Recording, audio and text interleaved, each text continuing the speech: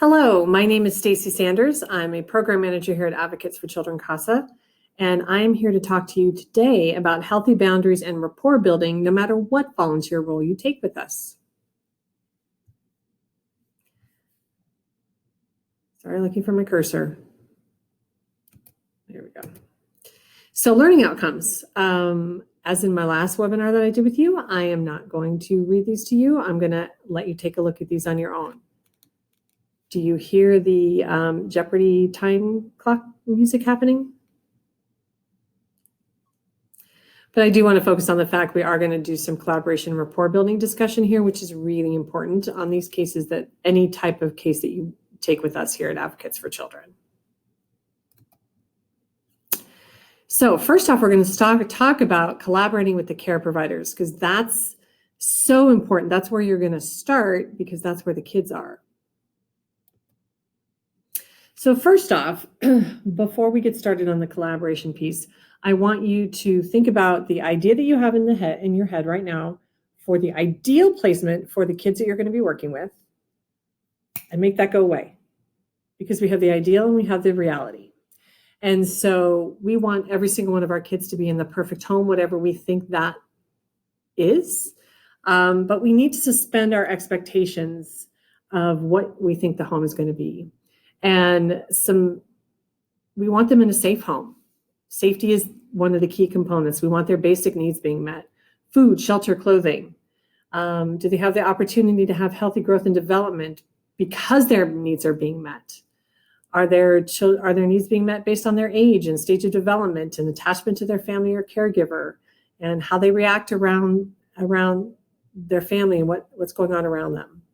And your role as a volunteer is to identify the child's unmet needs and advocate for those needs to be met. So I want to give you an example of suspending expectation. On my first personal CASA case, my co-CASA and I had 5 kids in 3 placements. And I have lived in Colorado my whole life. And as I was driving to the foster home for our 2 older kids, I was going into a part of Aurora that I've never been into before. And the farther I'm driving, I'm like, what have I gotten myself into? My implicit bias set me up for, am I going into a safe neighborhood? What have I done here? And so I get to the home, and the first time my co-CASA and I walked into the home, it was lovely. The neighborhood was lovely. We were there so often that the neighbors started to know us, and we would wave to them. Every time we went into the foster home, I would ask their foster mom, who they called Auntie, what is on the stove, because it smells amazing. This was the ideal foster home that our kids needed to be in. So I checked my implicit bias at the door and was able to embrace this home because the kids were doing really well there. There are a variety of placements that any of your kids might be placed in. And for legacy kids in particular, they will likely be with a care provider, a parent.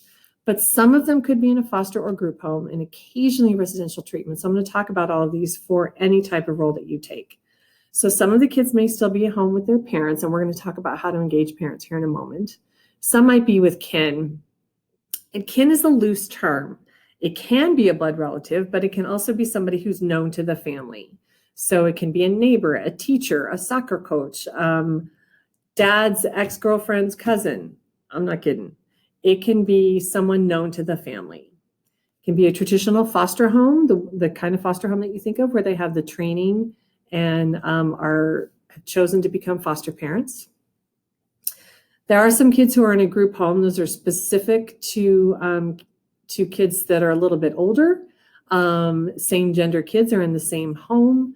There's 4 to 6 kids usually in the home, and the staff is not necessarily called foster parents.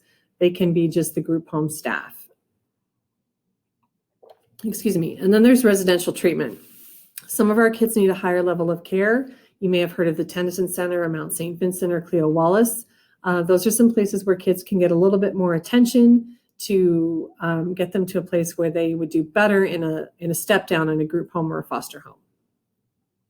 As a court-appointed special advocate, a dependency and neglect CASA, you have a court order, basically, and court appointment that allows you to go into any of these placements.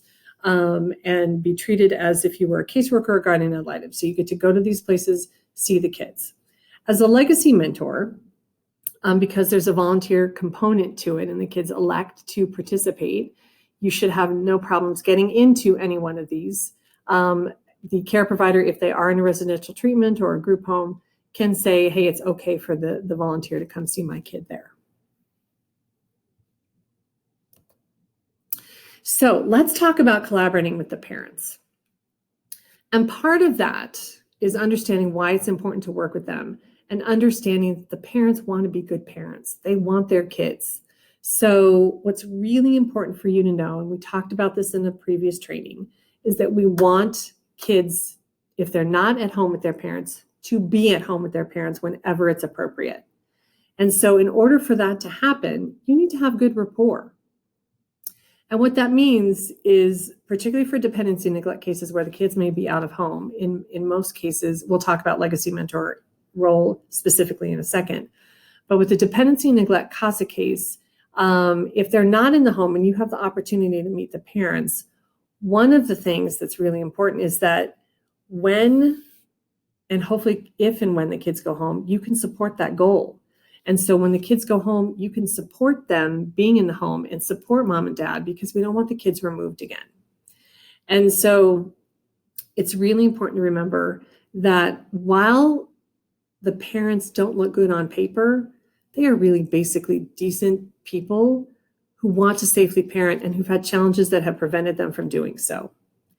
None of the parents that we work with have a life goal when they are a child saying, hey, I want to grow up and be a parent who abuses and neglects their kids. That's not a thing. What is the thing is they want to be good parents for their children. So even though you may not agree with some of the life choices they've made, we want you to respect the parents simply because they're the parents of the kids that you care about. And if you have nothing else in common, you have that in common, that you care about the same kids. So that's where you start to build that rapport. And you just talk about their kids.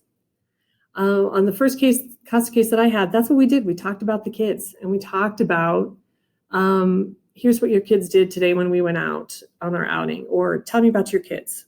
Who doesn't like to talk about their own kids? So we want you to go in with an open mind where the parents are concerned and give them the opportunity to earn your trust and have the right to get their kids back. So when it comes to a legacy mentor, and this goes across the board for both, we want you to let the parents parent. So you're not parenting your own children here. So if you're on an outing with your dependency neglect CASA kids, or you're with the parents, let them make the parenting decision. So for example, in the dependency and neglect case, if you're out and about and you're with them, say at the park, let them parent. Are they bringing snacks? You may not agree with the snacks that they bring, but let them bring the snacks.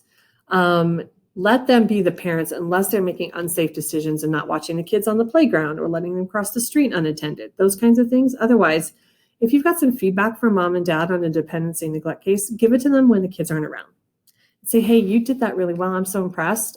Here's something that I've tried. I don't know if this will work for you with the kids. But respect the parents. For the parents out there watching this, you know how frustrating it is when somebody else tells you how to parent your child. So let them parent.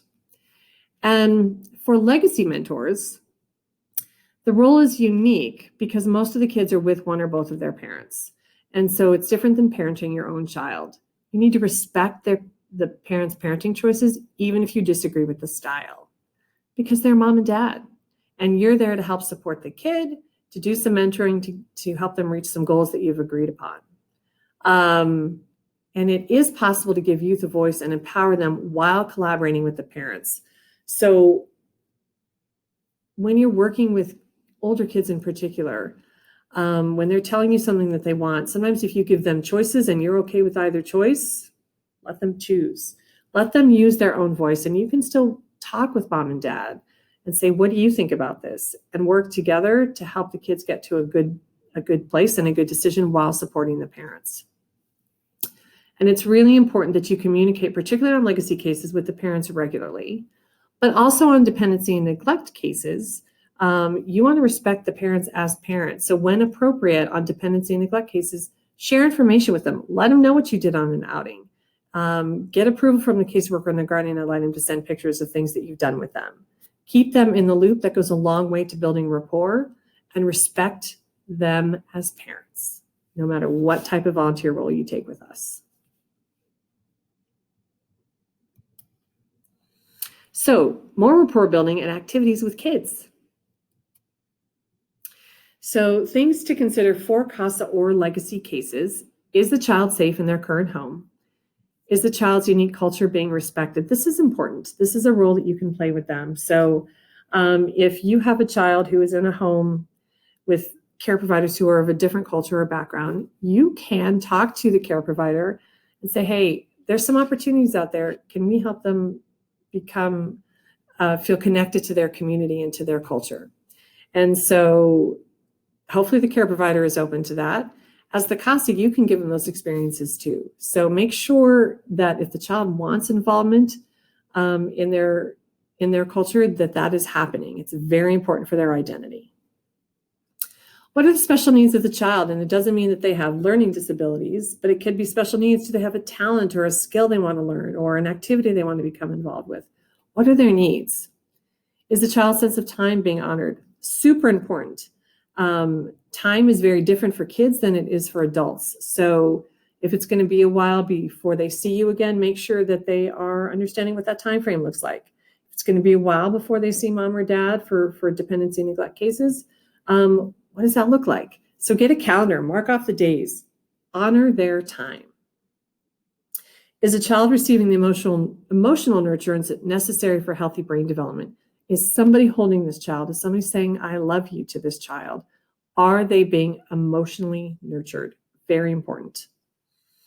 And can this child speak for him or herself? So if you're working with an older kid on a dependency and neglect case, and certainly you are on a legacy case, helping them find their own voice and learning how to use their own voice and advocate for themselves is such an important skill that you can help them learn and hone.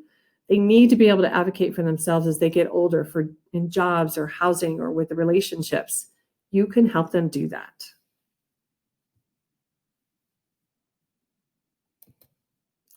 So going to the home,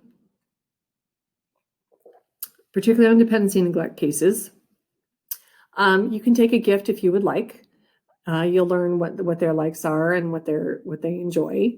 For dependency and neglect case, and even for the mentoring case, keep it to an hour so you don't want to overwhelm the kids. Remember that children can hear your conversations, particularly littles. Little kids, big ears.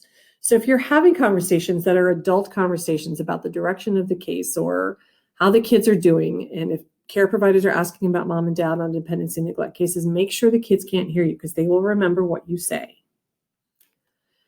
Please, on any of the cases that you take, don't make promises you can't keep. They've had enough broken promises. So if you say you're going to show up every Tuesday at 4 o'clock, show up Tuesday at 4 o'clock.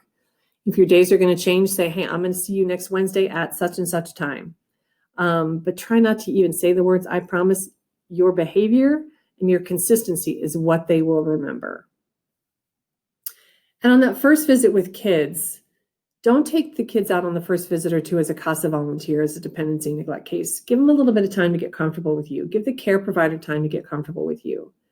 And give them some time. And we'll talk about if there's some resistance to that here in a moment. Mentors, on the other hand, may be able to schedule outings following that mentor introduction, because Maggie will be with you at that mentor introduction. So you can meet outside in the community depending on the placement and use comfort level.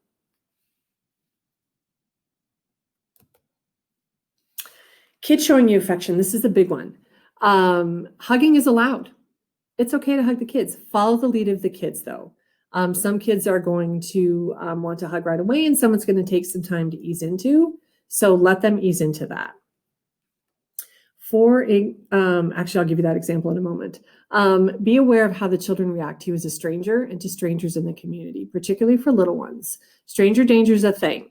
On my first CASA case with my co-CASA, the two younger kids in the middle were in a foster home. And the first time we went to the foster home, one of the kiddos, she came running at us and sat in our lap and hugged us, and she had never met us before. And while it was great to have, that interaction with those kids, it was also a little bit concerning, because what that meant for us is that she had no stranger danger. So when we took her out into the community, we needed to make sure she didn't run away from us and go talk to strangers.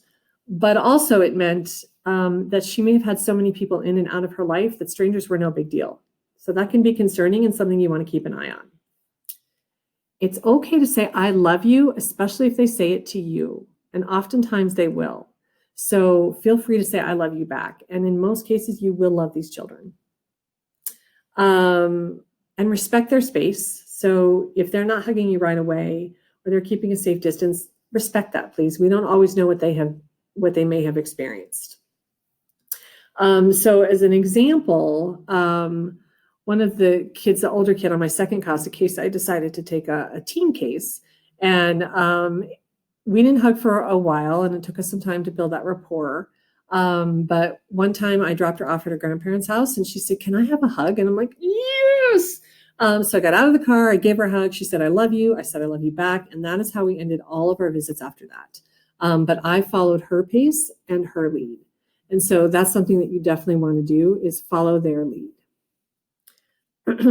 Boundaries, boundaries, boundaries, boundaries. And if we're practicing safe boundaries with the kids, they will also learn what safe boundaries are, so they can self-protect as they continue to grow up. So taking kids out into the community, and this is specific to dependency and neglect cases. With the mentoring cases and the legacy cases, they will have already made the agreement with you that they know you're going to take them out. But some things to consider on all of our cases is if the care provider on dependency and neglect cases is resistant to you taking them out. And that happens from time to time. So I think one way that we recommend you, when you explain your role, and we'll talk about, your coordinator will help walk you through that, but also say, you know what, I get it. How about if we all go to the park together? So care provider, kids, we're all going to go to the park, and everybody can see each other interacting. The kids can see you interacting with their care provider, grandma, grandpa, aunt, uncle, whoever is caring for them can see you interact with the kids. And that usually is what it takes to get them comfortable. If it continues to be a problem, talk to your coordinator, because sometimes we can make a phone call, the caseworker, the guardian ad litem can explain to them your role, and then everybody feels better. And we can usually get past it. There are rare times where we just can't get past it, and we do have to assign you to another case, but we try not to make that that is very much the exception. More often than not, we can overcome that. Some other things to consider, no matter what type of case you take, are what are the rules of the home? Are there curfews? Are there probation terms for the older kids to consider? And so the rules of the home are things like, are there any food restrictions or things they would prefer the kids not to eat? On the first case that I had, the foster mom, Auntie, had some timeout rules for the kids. So my co-CASA and I, when we first took them out, said if we have to redirect or anything like that, and we have to give you 3 warnings, then we're going to be done. So the first time we took them out, we took them to the Aurora Town Center, which malls that have kid play areas, side note, great place to take kids because they're contained. And they also have the food court with ice cream or treats. But we took them to the mall, and we were very clear about the rules. You have to stay with us. Well, one kid went one direction, one kid went the other, and then, oh dear. So we got them back, and that happened 2 more times. And so we ended the outing, and we took them back home to Auntie, and we gave them the option. Do you want to tell her why we're back, or should we? And they had us do it. But then we also told Mom, so that everybody in their world knew that we were communicating. But then we changed the rules, and the rules were 1 warning. So the next outing, when we took them to Barnes & Noble to get a book for Halloween, they took off, we got them back, and we said, what's the rule? We have to stay with you. And what happens if you don't stay with us? And they said, we go home. And we're like, okay.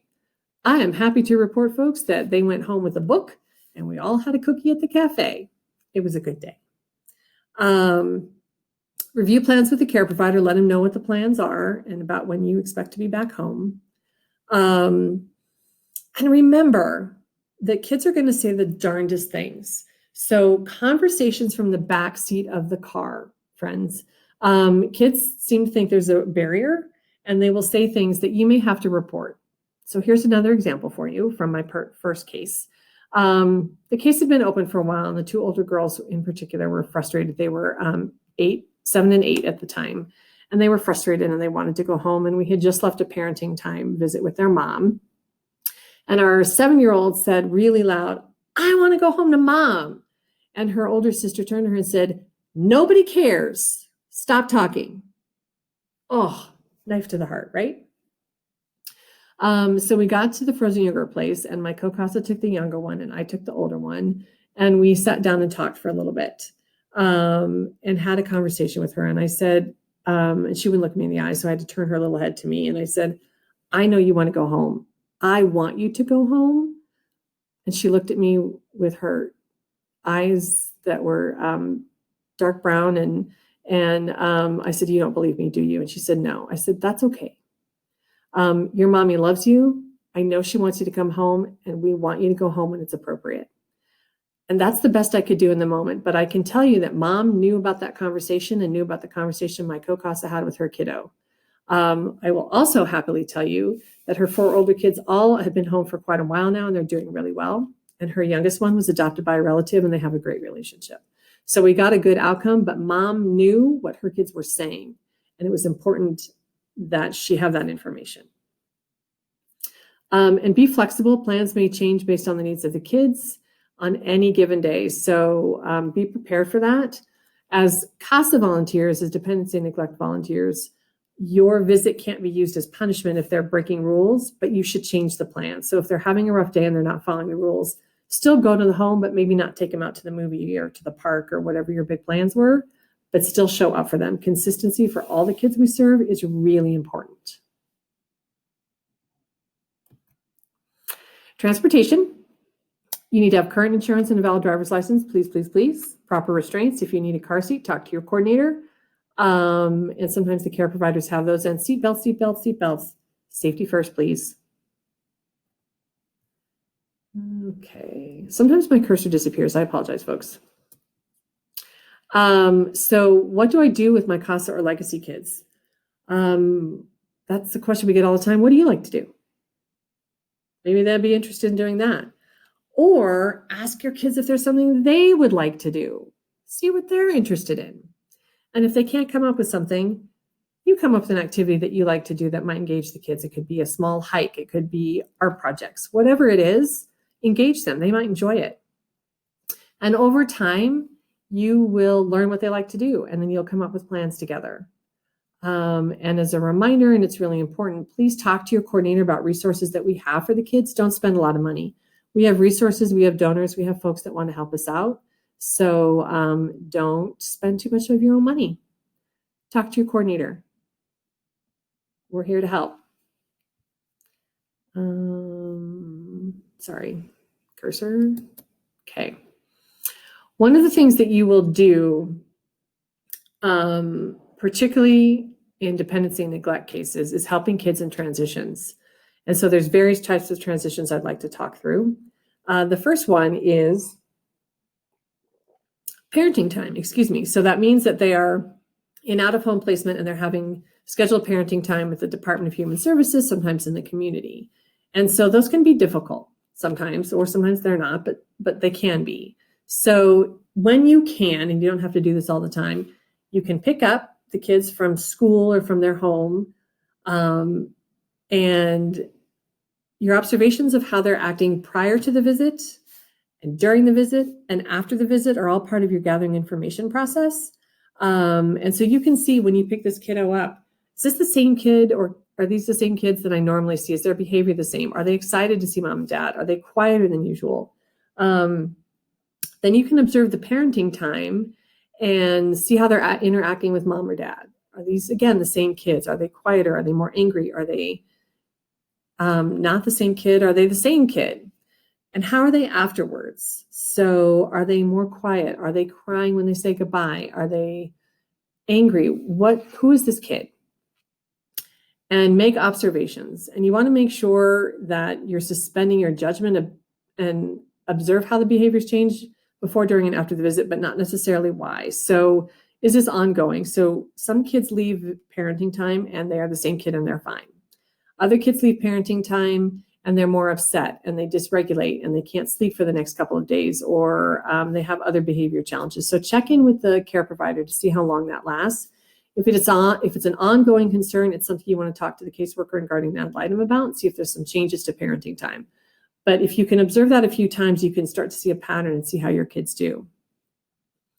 For dependency and neglect kids, and occasionally for mentoring kids, but most often for dependency and neglect kids, dependency and neglect cases, they have to go to a new placement. So if you can be there on moving day, be there. If you can't be there, let them know that you will continue to see them and exactly the next time you're going to see them and get to that new home as soon as possible. Be consistent as possible when they move from one home to the other.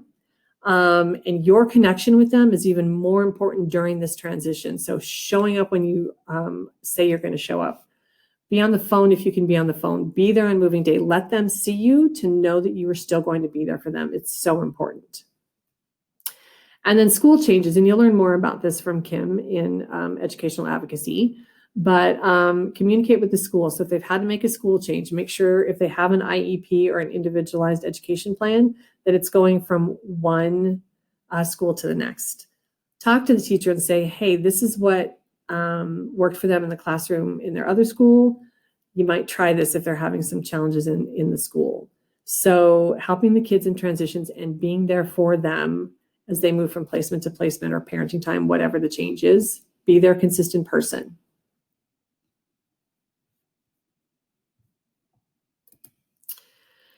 Now, another transition is returning home.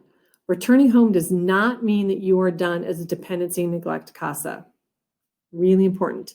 You're not done.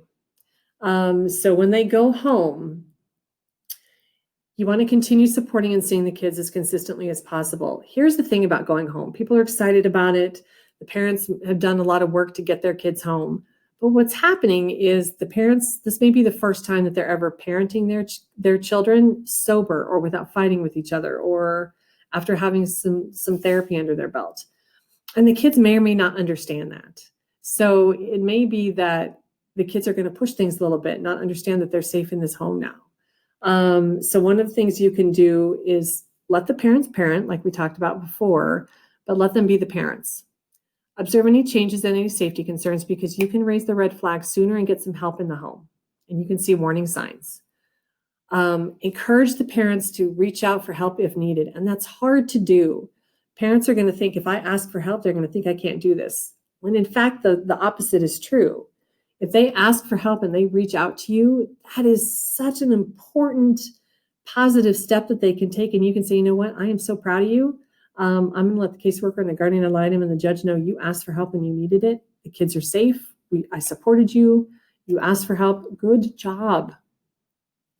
And so those warning signs are important so that sometimes there's little red flags and little bells and whistles going off and we can get some help in the home before it blows up. Because even though sometimes we don't agree with kids returning home, if they go home, we need to support that goal. We need to support mom and dad having their kids back because kids being removed from their home again, the trauma to those kids is astronomical. And we don't want that to happen. We want to see if we can keep them in the home. And knowing that it serves them to be with their parents, that's how you get on board with it. And talk to your coordinator if you're frustrated by the return home goal. We'll help you get on board so that you can support the kids and keep the kids in the home because we don't want to remove them again because returning them is really hard and the trauma is so great. So we would really like you to get on board with that, and we're here to help you do that. Okay. The fun part, the rules. So we have some volunteer expectations and advocates for children CASA policies that we want to talk about that are really important for every single type of volunteer role that we have here. So I'm not going to read these all to you right now, but I am going to pause. I'd like you to take a look at them and then jot down any questions, thoughts, concerns that you have about these, and we will talk about them in our live webinar that we do as part of training. So I'm going to stop now.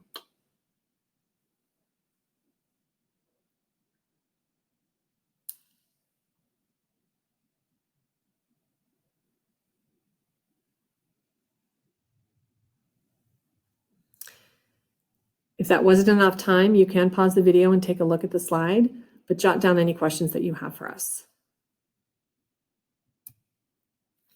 So one of the questions that we often get is mixing your volunteer life and your personal life. So let's talk about that. We often get questions about, can I introduce my family or kids to my CASA kiddo or my legacy mentoring kid? And so one of the first things that we're going to ask you is, how does meeting your family benefit your CASA or legacy kid? Because it's about them. So what's the benefit to them? Why do you want to introduce your CASA or legacy kid to your family? And something to think about, particularly if you've got younger kids, is your CASA or legacy kiddo may discuss elements of their case with your kids, and you need to be prepared to handle that and address that with your own children. The upside to this is that you can show your CASA or legacy kid what a good, healthy, functioning parent-child relationship is. But I'd like to remind you that you are their person. And so meeting your family or child kid could change that dynamic with you and your CASA or legacy kid. So remember that you're their person. So when you bring the subject up to us, we will ask you, how does it benefit them? And if it does, then we're going to talk about next steps, which are coming on the next slide. Always speak to your coordinator before introducing your family to your CASA or legacy kid. Please, we don't want to read about it in a contact log or in a report. Please, please, please, please, please. If we decide it's a good idea, we need to let the rest of the team know if your family is going to meet your CASA or legacy kid, and we have to get their okay on that. Background checks need to happen for anyone that's over 18. And this is always, even if we approve this, no family member can ever go to the child's home. And your CASA or legacy kid can never go to your home. So what that means is if you're going to have your family meet your CASA or legacy kid, that means your family needs to meet you wherever you're going. So you're going to the park, or you're going to a baseball game, wherever you're going, you go pick up your CASA or legacy kid and then meet your family. And then you drop them off and then go back home and see your family again. So we do need to protect that confidentiality. Kids can't go to your home ever. There's never a reason for that. So if you've got concerns about safety in the home of where they're living, talk to your coordinator about that, and we can work through that. But legacy kids, CASA kids may never come to your home, ever. Let's talk about confidentiality. There is very little confidentiality on the case for the parents and the kids, and we're going to talk about that. Parents, you need to make sure that they know, and you may have to repeat this, that they have no right to confidentiality with you. None. You are not their advocate. And it's highly likely that you will report everything they tell you to the team or to the judge, or at least some pieces of that. So we want to make sure that they understand that confidentiality does not exist for them. And what they tell you, you likely will be reporting to the rest of the team. So for kids, you act in their best interest. Which means that you can't keep things that they tell you to yourself. If they tell you something that you believe needs to be shared with the caseworker, the guardian ad litem, or even the judge, tell them that you'll be sharing that information and tell them why. So are they dating somebody that you're concerned about? Are they thinking about getting a bunch of piercings that you've got safety concerns about that? Whatever it is, if you think it needs to be reported, talk to your coordinator. But even more than that, in a way to keep the trust with your older kids is be honest with them. And unless they're in immediate danger, let them know why you're sharing the information and give them the opportunity to tell the team themselves. That's really key, because what you're doing is saying, hey, I really appreciate you telling me this information, but I think it's important enough that your team knows about it, but I think you should tell them. You want to talk about that? And I can help you do that. The trust and the respect that you have for that kiddo will really come through for them, and they'll feel empowered to share whatever they need to share with the caseworker and the guardian ad litem, and they won't feel like you're tattling. Ensure that your safety and well-being are met, and you and your child may not always agree on what's actually in their best interest. I know. Mind blown. Sometimes we don't agree with the kids and the kids don't agree with us. But you can help them tell the team what they need to tell them. Recently, one of the coordinators at our office had a kiddo. She's living with her boyfriend and his mother, which has been approved. But it came to light that he's got a drug problem of his own that is concerning. And the CASA volunteer gave her the opportunity to tell the team on her own, or she told them. And the teen opted for her to share that information, for the CASA to share the information. And so she did broad strokes, but and said, follow up with her and ask the kiddo some questions. And that's what happened. And the CASA and her still have a good relationship. The team is aware of the situation. She's safe. That's how you do it properly to maintain the trust, but ensure the best interests of the kids are being served. So there's more to confidentiality, though. There's information that you may not share. You may not share without approval from your case coordinator, caseworker, and guardian ad litem. So specifically, if there is confidential medical information about the parents, you may not share that with anyone. And I'm going to give you a very clear example of when that is violated and what happens. So we had a parent who was HIV positive. There was information, the kids were not, the baby was not. And the other child was not. But for whatever reason, the CASA volunteer thought the foster parents had a right to know that information. And despite HIPAA laws and despite instruction that she was not to share that information, she shared it with the foster parents. And what happened, even though the foster parents were in no danger from the HIV status of mom, what happened is they gave notice, which means the kids had to be removed from that home. They were comfortable in that home. And she put us at risk for lawsuits and other really big legal problems. Fortunately, the parents did not act on that. But what it did is it traumatized those children because they had to be removed from the home and fairly quickly. And it was not her information to share. So she came off the case. She will not ever be a CASA with our agency again. You cannot share medical information with anyone. It's not your job to do that. So if you've got questions about what can be shared, talk to your coordinator first so we can avoid any kind of unpleasant situations. Address or contact information of the placement provider with the parents. So we obviously know where the kids are placed. You cannot share confidential information about that. If it's a relative, they probably already have it, but they will not get it from us. And foster parents, their names do not go into court reports. We do not share contact information or addresses. And treatment plan progress of the parents with non-parties to the case. So sometimes somebody wants to know, a foster parent or a kin provider might want to know how the parent is doing. That is not our information to share. Give them back to the caseworker. They are not going to, no one should get information from us that is not ours to share. And which means it's important for us to remind you that you are information gatherers and not givers. If you are not sure if you can share information, please contact your case coordinator before sharing it. It's really important because we don't want to take you off the case. And then the focus becomes the choices that you made to share information that was not yours to share instead of what's in the best interest of the kids. So please talk to your coordinator. And it's very important to remember that confidentiality applies to all the cases in our office. This includes tutoring, dependency and neglect, truancy cases, and legacy mentors across the board. If you are not sure what you can share, talk to your coordinator, please. Please, please, please, please. And here's why you should not consider yourself as a placement option for any of the kids that we serve. One, the moment you have the thought you want to be a placement option or respite care for your CASA legacy kid, call your coordinator. Because if you discuss it with the caseworker or GAL before your coordinator, it's likely we will have to remove you from the case. Your role has been changed. It blurs the lines of your role. You're their advocate and not their placement provider. If you become a true candidate for placement, you'll be removed from the case as a volunteer immediately, and it's likely we won't be able to staff another volunteer. It's tough to have a current volunteer on with a previous volunteer who was their CASA or their legacy mentor. It blurs your line. And what happens is that means the kiddo has no advocate anymore. And it rarely turns out well, which means more trauma for the kids. So in all my time here, and I've been here nearly 9 years, I've never had a placement with a former CASA go well or be successful. And part of that reason is you suddenly become their care provider 24/7.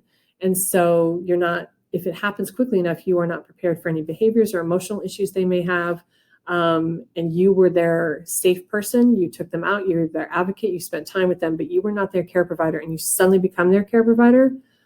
And it's very difficult to overcome those challenges. So please do not consider yourself as a placement option. And if you are, talk to us immediately. Please. Okay. So we'll talk more about that as you have questions and things like that in our live webinar. But your role as CASA volunteer and legacy mentor is so crucial to be the consistent person for them and offer them support and help them reach goals. That's why we hone in on, we want you to remain their volunteer.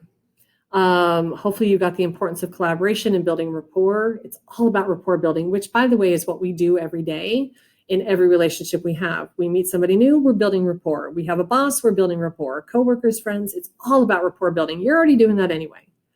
And we will talk a little bit more about the expectations and things like that in our live webinar. But please jot down any questions that you have, and I appreciate spending some time with you today. Thanks so much.